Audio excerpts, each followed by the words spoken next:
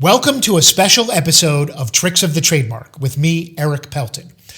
On this special episode, we're celebrating our 25th year as a boutique trademark law firm with 25 special episodes featuring 25 tips.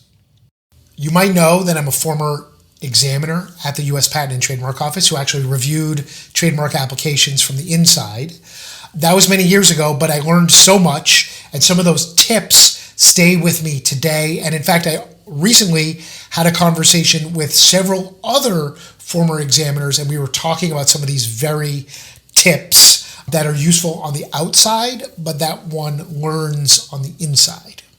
A huge tip is to know that you can contact the examiner if you have a question or you want to try to talk about something. So you can always look up the examiner's phone number or email. Another tip is to know about how files get assigned to the examiners. It's actually pretty much random, except for that when an examiner gets a new file, if there are other pending applications from the same owner applicant, they might be able to group those for consistency, have them reviewed by one examiner.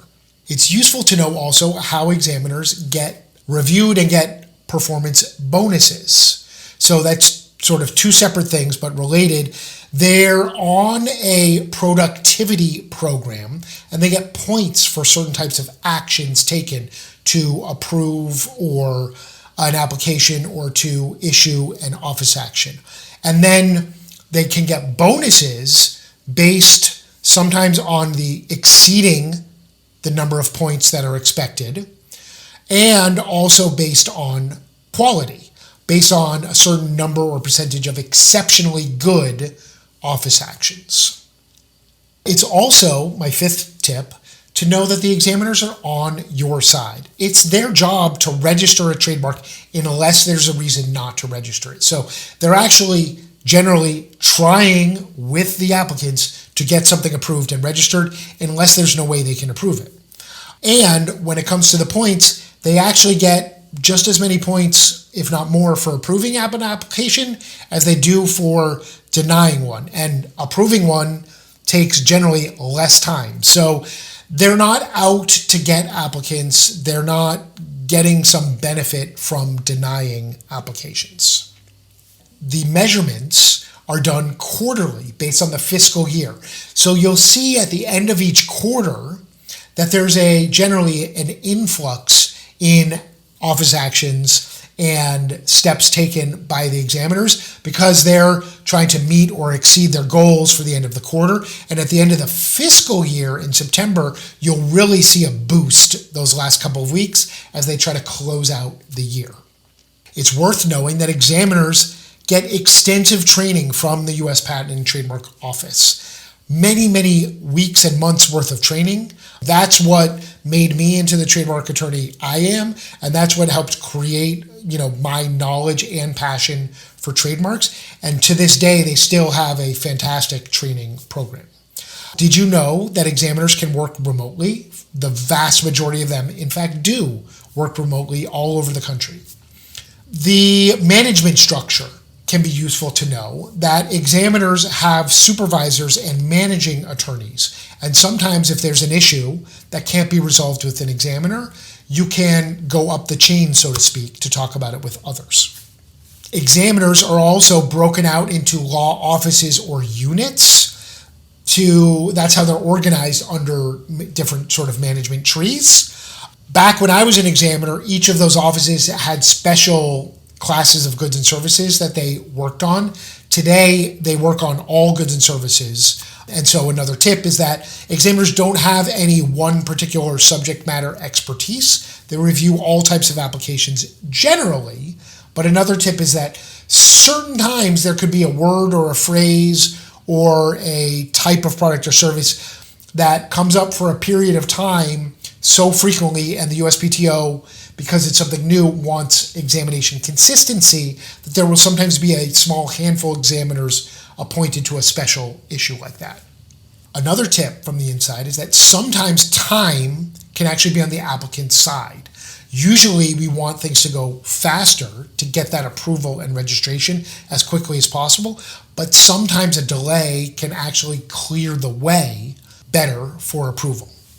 Also, sometimes pairing from an application or cutting from an application can help get approval.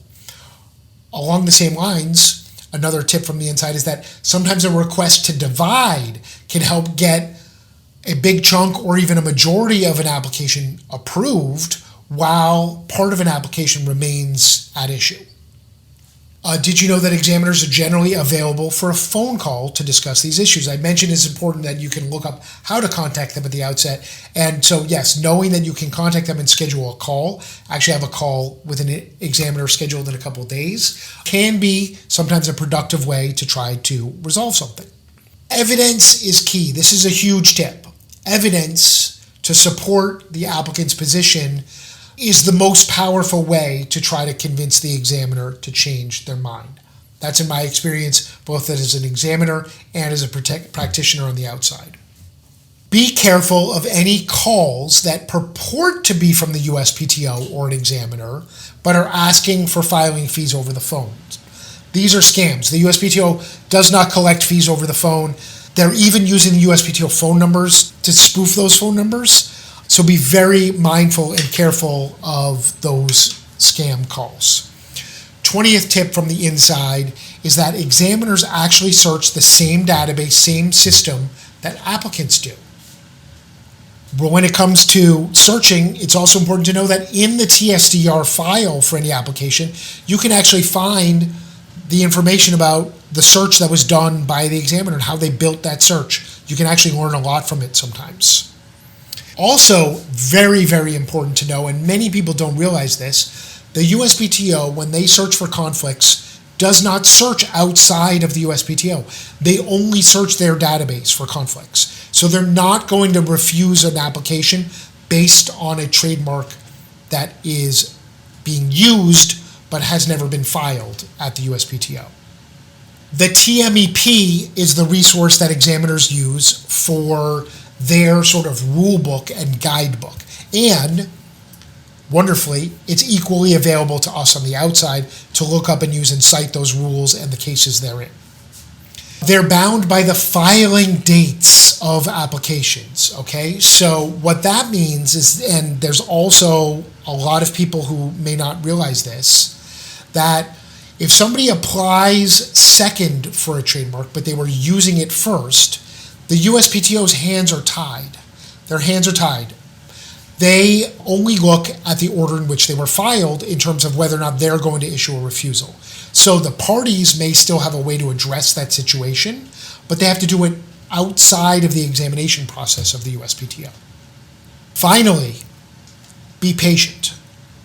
There's a lot of delays at the USPTO, but the delays are not the fault of the examiners. The examiners are doing all they can to go through as many applications as they can in a reasonable manner, in a way that gets their job done and benefits applicants. And the delays are not controlled by examiners. They're controlled by bigger things going on behind the scenes and the number of filings and other administrative things. They're not controlled by the examiners.